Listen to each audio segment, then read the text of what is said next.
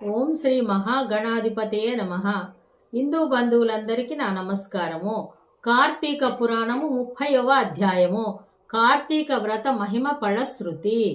నైమిషారణ్య ఆశ్రమంలో శౌనకాది మహామునులకు అందరకు సూత మహాముని తెలియజేసిన విష్ణు మహిమను, విష్ణు భక్తుల చరిత్రములను విని ఆనందించి 1000 నోళ్లు కొనియాడిరి. శౌనకాది మునులకు ఇంకనూ సంశయములు తీరనందున సూతుని గాంచి, ఓ ముని తిలకమా, కలియుగమందు ప్రజలు అరిషడ్వర్గములకు దాసులై అత్యాచార పరులై జీవించుచు సంసార సాగరము తరింపలేకున్నారు. అటువంటి వారు సులభముగా ఆచరించు తరుణోపాయం ఏదైనా కలదా? ధర్మములన్నింటిలో మోక్ష సాధనకు ఉపకరించు ఉత్తమ ధర్మమేది? దేవతలందరిలోనూ ముక్తినొసంగు ఉత్తమ దైవమెవరు? మానవుని ఆవరించి ఉన్న అజ్ఞానమును రూపుమాపి పుణ్యఫలమిచ్చు కార్యమేది?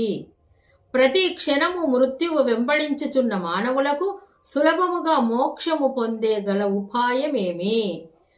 హరినామస్మరణ సర్వదా చేయుచున్న మేము ఈ సంశయములతో నున్నాము కాన దీనిని వివరించి తెలియజేయుమని కోరిరి.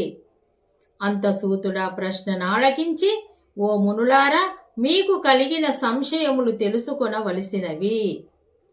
కలియుగమందలి మానవులు మందబుద్ధులు. క్షణిక సుఖములతో నిండిన సంసార సాగరమును దాటుటకు మీరడిగిన ప్రశ్నలు మోక్ష సాధనము కాగలవు. కార్తీక వ్రతము వలన యుగాది క్రతువులు నర్చిన పుణ్యము దాన ధర్మ ఫలము చేకూరును. కార్తీక వ్రతము శ్రీమన్నారాయణనకు ప్రీతికరమైన వ్రతము. ఇది అన్ని వ్రతముల కంటే ఘనమైనదని శ్రీహరి వర్ణించియున్నాడు.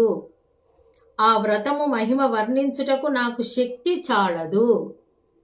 అంతయే కాదు, సృష్టికర్తయగు ఆ బ్రహ్మదేవునికి కూడా శక్యము కాదు.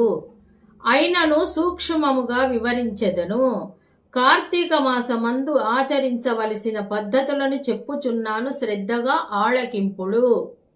కార్తీక మాసమున సూర్య భగవానుడు తులారాశి అందున్నప్పుడు శ్రీహరి ప్రీతి కొరకు మనకు ముక్తి కలుగుటకు తప్పనిసరి నదీ స్నానము చేయవలయును.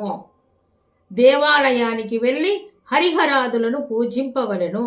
తనకున్న దానితో కొంచెమైనా దీపాదానము చేయవలయును. ఈ నెల రోజులు వెదవ వండిన పదార్థములు తినకూడదు. రాత్రులు విష్ణు ఆలయముకు గాని శివాలయమునకు గాని ఆవినేతితో దీపారాధన చేయవలయును.